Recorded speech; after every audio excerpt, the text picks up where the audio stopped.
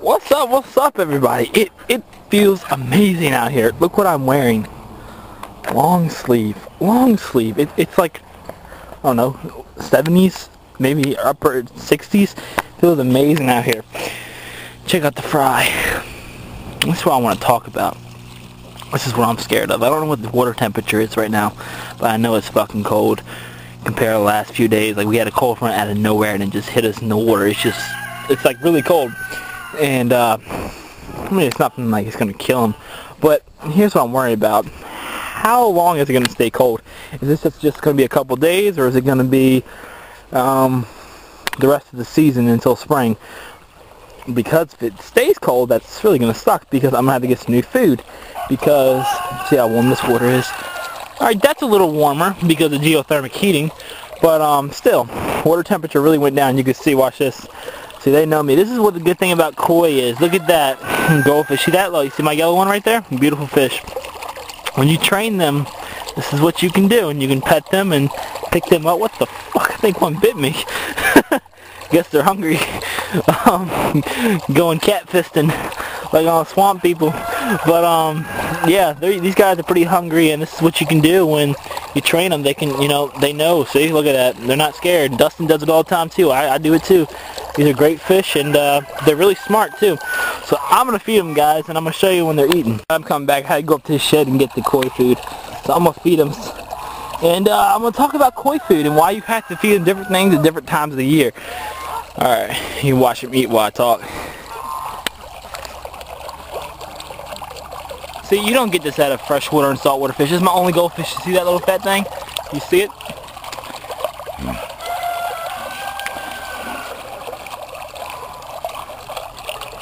Okay, so the koi and goldfish, shabunkins, comets, fantails, whatever you got, koi, they're all carp, and they're descendants of carp. There's different species and different little descendants and different traits.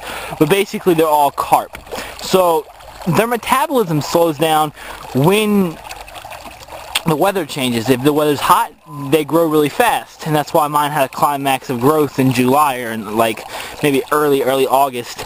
But now they're slowing down, and check out that little koi right there.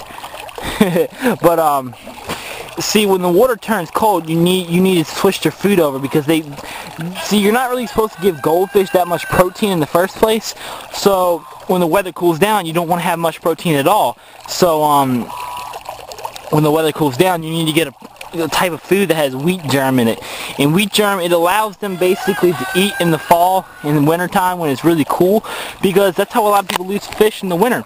It's because the fish they don't have enough fat on it. It's basically they go through like bears. It's kind of hibernation, but they stay awake. They just don't really do much. They just basically breathe, and their heart rate, everything slows down pretty slow.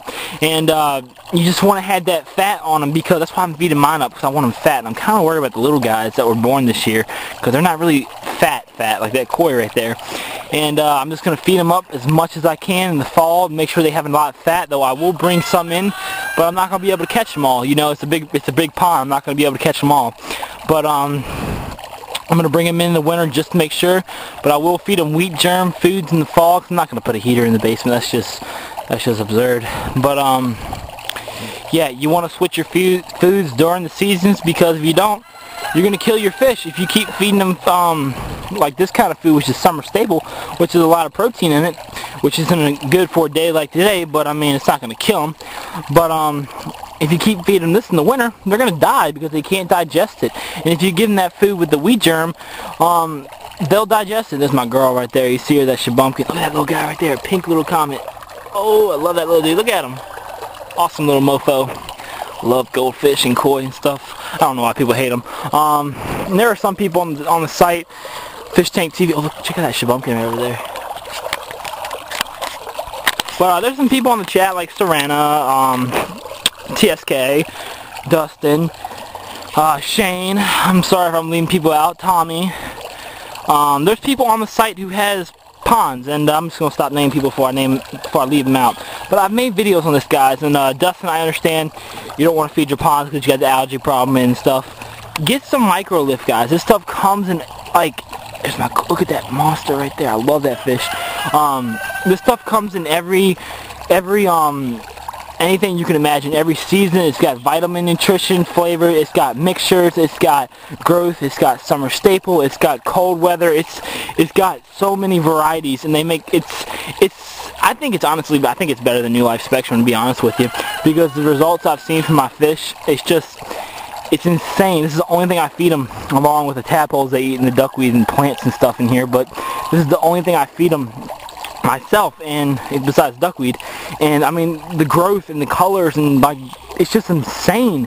So you gotta get some New Life Spectrum, guys, and that's what's up. Comment, rate, subscribe. Later.